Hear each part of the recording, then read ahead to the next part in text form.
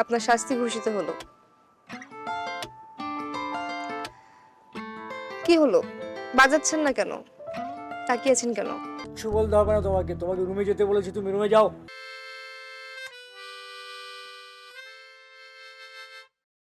এত রাতে mouth organ কে বাজায়? এইভাবে তো আমার মিরাজ বাজাতো। আহ, কি সুর!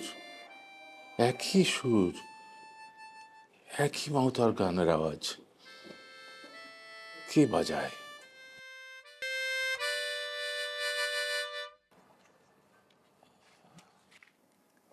কি ব্যাপার, আপনি আমাকে দেখে এভাবে চলে যাচ্ছেন কেন? না, আমার আসলে রাতে ঘুম হচ্ছিল না, তাই ছাদে আসলাম। সরি। সরি কেন? আপনি এটা বাজাতে মানা করেছেন, তারপরও বাজালাম, তাই সরি।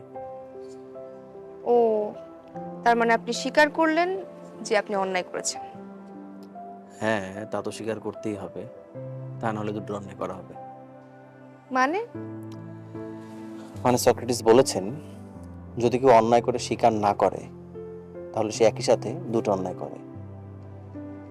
তার মানে কি দাঁড়ালো? আপনি অন্তত একটি অন্যায় করেছেন। আচ্ছা, এখন আপনার শাস্তি কি হওয়া উচিত আপনি বলুন। হ্যাঁ, সেক্ষেত্রে অপরাধী স্বেচ্ছায় তার শাস্তি নির্ধারণ করতে পারবে না, সুতরাং সে যে শাস্তি পাবে তা মাথা পেতে নেবে।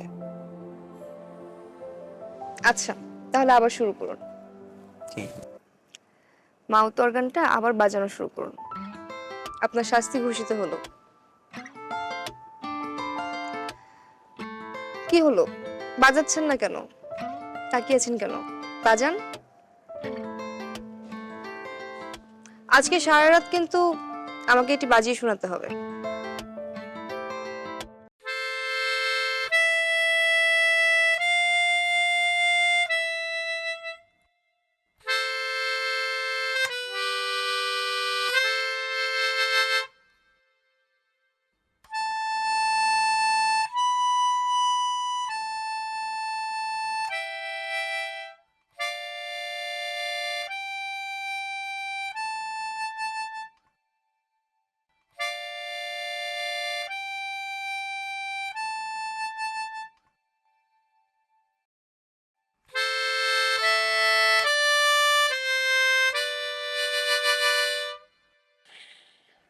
কি হলো, বাজাচ্ছেন না কেন?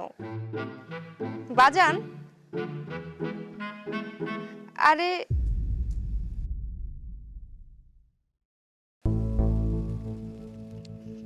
বাবা তুমি? তুমি রুমে যাও। বাবা বলছি। কিচ্ছু বলতে হবে না তোমাকে, তোমাকে রুমে যেতে বলেছি, তুমি রুমে যাও।